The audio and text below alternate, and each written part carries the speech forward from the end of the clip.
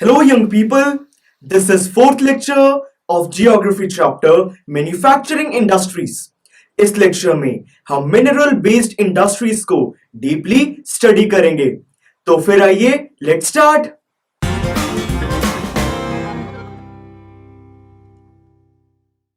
Students, जिन industries का raw material कोई मिनरल या फिर कोई मेटल होता है तो उन इंडस्ट्रीज को हम मिनरल बेस्ड इंडस्ट्रीज कहते हैं।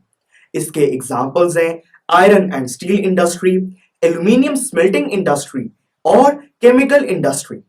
शुरू करते हैं आयरन एंड स्टील इंडस्ट्री से। इस इंडस्ट्री को एक बेसिक इंडस्ट्री कहा जाता है क्योंकि हर दूसरी फैक्ट्री में जो मशीनरी है वो इसी इंडस्ट्री पर डिपेंडेंट है। आयरन और स्टील को प्रोड्यूस करने के लिए आयरन और कोकिंग कोल और लाइमस्टोन को 4:2:1 के प्रोपोर्शन में यूज किया जाता है। इंडिया में छोटा नागपुर प्लेटो में सबसे ज्यादा आयरन एंड स्टील इंडस्ट्रीज हैं क्योंकि वहां पर चीप रेट्स में रॉ मटेरियल और लेबर अवेलेबल है। सर, क्या आज इंडिया खुद की आयरन और स्टील की डिमांड को फुलफिल कर पा रहा है? नहीं स्टूडेंट्स, एनर्जी की इरेगुलर सप्लाई, लेबर की लो प्रोडक्टिविटी, कोकिंग कोल की हाई कॉस्ट और पुअर इंफ्रास्ट्रक्चर की वजह से इंडिया खुद की ही डिमांड को फुलफिल नहीं कर पा रहा है। अब बात करते हैं एल्यूमिनियम स्मेल्टिंग इंडस्ट्री के बारे में।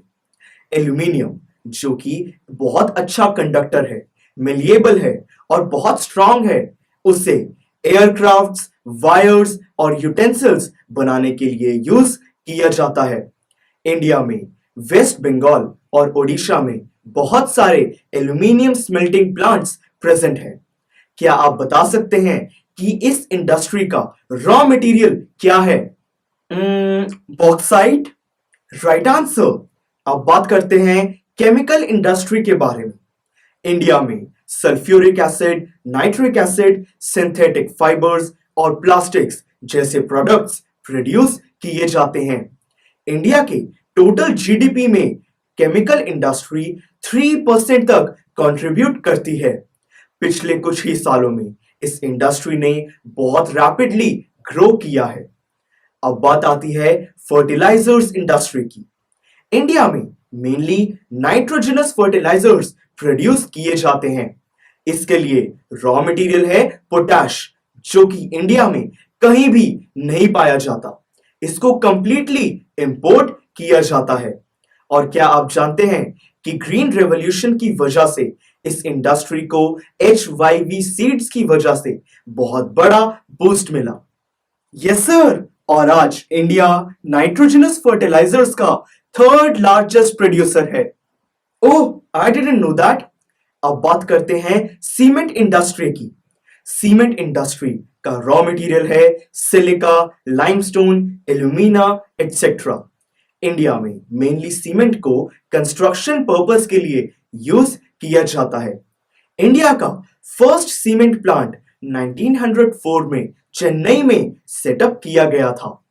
अब बात करते हैं ऑटोमोबाइल इंडस्ट्री के बारे में। ऑटोमोबाइल इंडस्ट्री बहुत सारे व्हीकल्स प्रोवाइड करती है जैसे कि cars, buses, trucks etcetera. India में 30 से भी ज्यादा ऑटोमोबाइल इंडस्ट्रीज प्रेजेंट हैं। ज्यादातर दिल्ली, गुरुग्राम, पुणे, बैंगलोर जैसे सिटीज में प्रेजेंट हैं। Yes sir. और पिछले 15 इयर्स में इस इंडस्ट्री को बहुत बड़ा बूस्ट मिला है।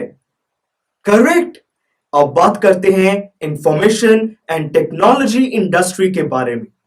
इंडिया में आजकल बहुत सारे लोग televisions, mobile phones, computers, laptops जैसे इलेक्ट्रॉनिक्स की तरफ बढ़ रहे हैं, जिसकी वजह से ये industry day by day grow कर रही है।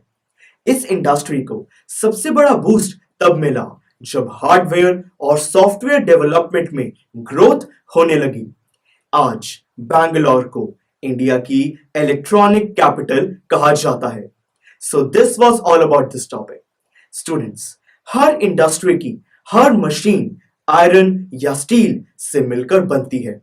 तो इसीलिए आयरन और स्टील इंडस्ट्री सबसे इंपॉर्टेंट मानी जाती है। इस टाइम आपके आसपास कौन कौन सी चीजें आयरन और स्टील से बनी हैं, ढूंढिए और इस वीडियो के नीचे कमेंट्स में मुझे बताइए। नेक्स्ट लेक्चर में हम इंडस्ट्रियल पॉल्यूशन के बारे में बात करेंगे। Click here to go to the next lecture of this chapter.